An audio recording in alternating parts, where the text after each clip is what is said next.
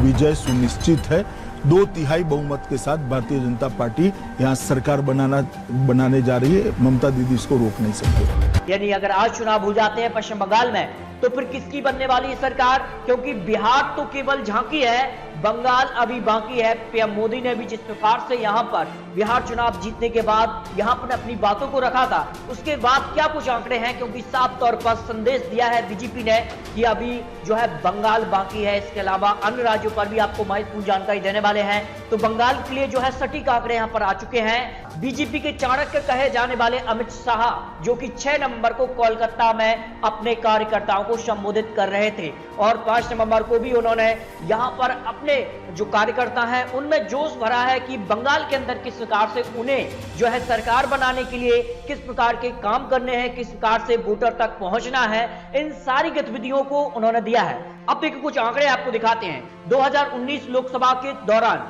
42 सीटों पर जो कह सकते हैं लोकसभा की सीटें यहां से आती हैं और इसके लिए बीजेपी ने 22 सीटें जीतने का लक्ष्य रखा था और उसमें बीजेपी सफल भी रही थी। और इन 22 में से अगर बात की तो 18 सीटों पर बीजेपी ने जीत हासिल की थी। लेकिन 2021 में जो यहां पर पश्चिम बंगाल में चुनाव होना है विधानसभा के लिए, उसके लिए अलग अलग रणनीति तैयार की है और क्या कुछ आंकड़े बने हैं, सारे आंकड़े आपको दिखाएंगे। टीएमसी ने जो है यहां पर 22 सीटें हासिल की थी, कांग्रेस ने 2 सीटें ही हासिल की।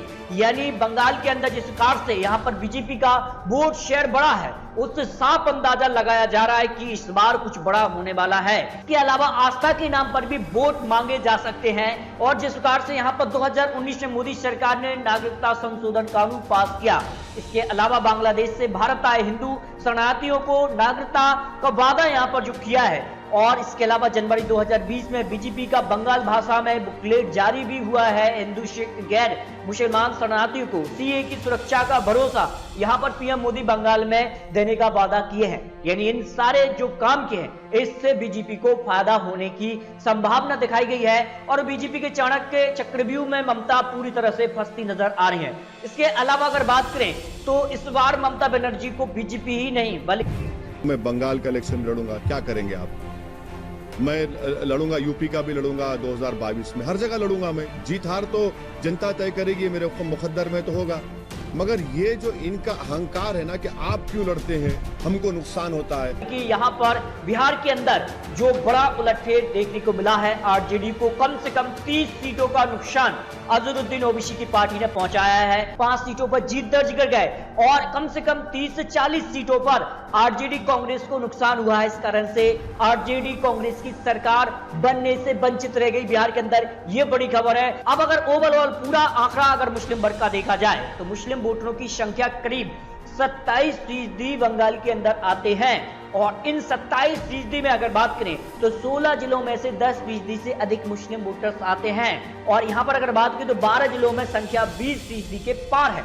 अगर ऐसे में जो वोटर्स यहां पर आते हैं यानी 90 सीटों पर मुस्लिम मतदाता तय करते हैं हार और जीत का फैसला। अगर 90 सीटों में से पश्चिम बंगाल में अजहरुद्दीन ओवैसी पार्टी ने यहां पर अपने कैंडिडेट उतार दिए तो और इसमें अगर बात करें 30 से 40 सीटें यहां पर निकाल भी लिए, हालांकि कुछ सीटें कम भी रहती हैं, लेकिन कहीं ना कहीं ममता बनर्जी का जो मुस्लिम वर्ग एक तरह सपोर्ट करता है वो कहीं ना कहीं बटने की संभावना है। और जिस प्रकार का आंकड़ा यहां पर बिहार के अंदर देखने को मिला और बीजेपी को इससे सीधा फायदा हुआ है, यानी साफ तौर पर कहा जाए तो बिहार के अंदर अगर एनडीए गठबंधन जीता है तो वो अजहरुद्दीन ओवैसी के कारण ही जीता है। ये बड़ी खबर है क्योंकि कई सीटों पर मुस्लिम जो वोटर्स हैं, क्योंकि 3 या 4 सीट तो ऐसी थी जो 2015 में आरजेडी ने जीती थी, लेकिन वो सीटें यहां पर एआईएम पार्टी जीत गई। इससे साफ तौर पर लगाया जा रहा है अंदाज की फिर कई सीटों पर नुकसान होने की संभावना ममता बनर्जी को दिखाई दे रही है। यानी ये चुनाव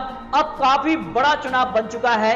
पश्चिम बंगाल के लिए अगर बात करें 294 सीटें यहां पर आती हैं, 148 सीटों पर पूर्ण बहुमत की सरकार बन जाती है। लेकिन सवाल वही है कि किसे कितनी सीट मिलने वाली है। अगर आज चुनाव हो जाता है तो फिर से बंगाल में ममता बनर्जी मारेंगी बाजी या फिर बीजेपी करने वाली है कुछ बड़ा। इस पर आपको कुछ बड़े आंकड़े और कुछ बड़े यहां पर सर्वे के आंकड़े देने वाले हैं। इससे पहले कुछ आंकड़े की बात करें तो यहां पर अगर बात करें तो 1947 से 1962 तक यहां पर अगर बात करें तो कांग्रेस की सरकार रही है 1947 से 1962 तक। इसके बाद 1972 से 1977 तक कांग्रेस बंगाल में रही है। इसके बाद अगर बात करें तो CPIM और यहां पर बात करें तो इनकी जो सरकार रही है 1977 से 2000 तक उनकी सरकार रही है। इसके बाद अगर बात करें तो तृणमूल कांग्रेस यानी ममता बनर्जी की सरकार 2000 से 2011 और अगर बात करें तो 2000 यहां पर 21 में अब चुनाव होने वाला है। अब तक उनकी सरकार रही है तो क्या 2021 में कुछ बड़ा होने वाला है? अब तक बंगाल के अंदर बीजेपी एक भी चुनाव नहीं जीती है तो क्या बीजेपी का खाता बंगाल के अंदर खुलने वाला है? इस पर आपको कुछ बड़े आंकड़े, हालांकि यहां पर बीजेपी का खेल बिगाड़ने का काम यहां पर प्रशांत किशोर कर सकते हैं। हालांकि बिहार चुनाव में वो ज्यादा कुछ नजर नहीं आए और अब अनुमान ये लगाया जा रहा है क्या वो बंगाल के अंदर ममता बनर्जी को सपोर्ट करते हैं या नहीं। कई मुद्दों पर इस बार चुनाव हो सकता है। बेरोजगार का जो मुद्दा था बिहार के अंदर भी उठा, लेकिन बीजेपी इसमें सफल हो गई, किसान में भी सफल हो गई और यहां पर कह सकते हैं कोरोना के लिए भी जो यहां पर बड़े सवाल थे उन पर भी बीजेपी सफल रही।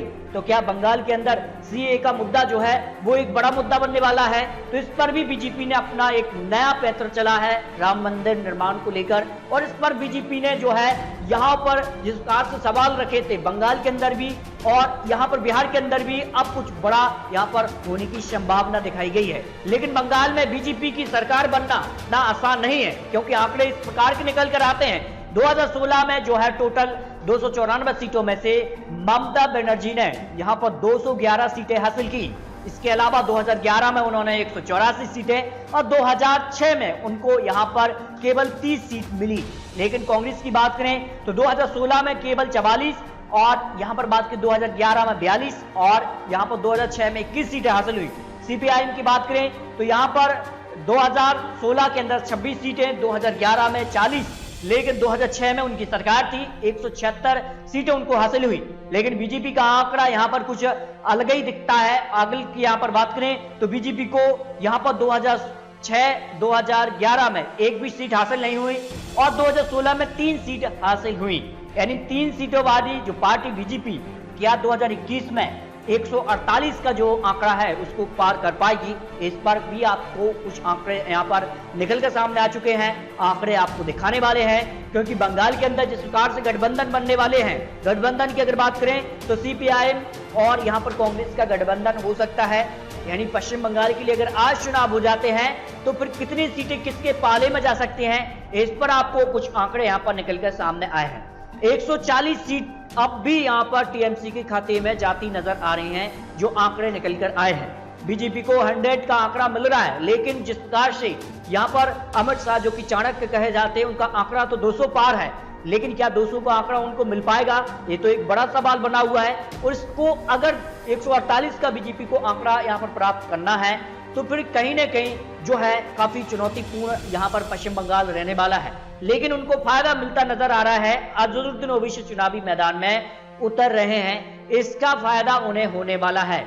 90 सीटें ऐसी हैं जो मुस्लिम समुदाय से यहां पर हार जीत का फैसला होता है और 90 में से अगर उन्होंने 50 सीटों पर भी अंतर यहां पर आया तो इससे नुकसान होगा और इससे सीधा फायदा बीजेपी को होगा और कांग्रेस को 30 सीटें मिलने की संभावना इस वक्त दिखाई दे रही है। CPI माले की बात करें तो उनको 10 सीटें और यहां पर AIM को 12 सीटें मिल सकती हैं, लेकिन सवाल यह है वो कितनी सीटों पर चुनाव लड़ते हैं, इसके बाद आंकड़ा बदल सकता है। ये आंकड़े हैं, अन्य के खाते में 2 सीट यहां पर जाने की संभावना दिखाई गई है।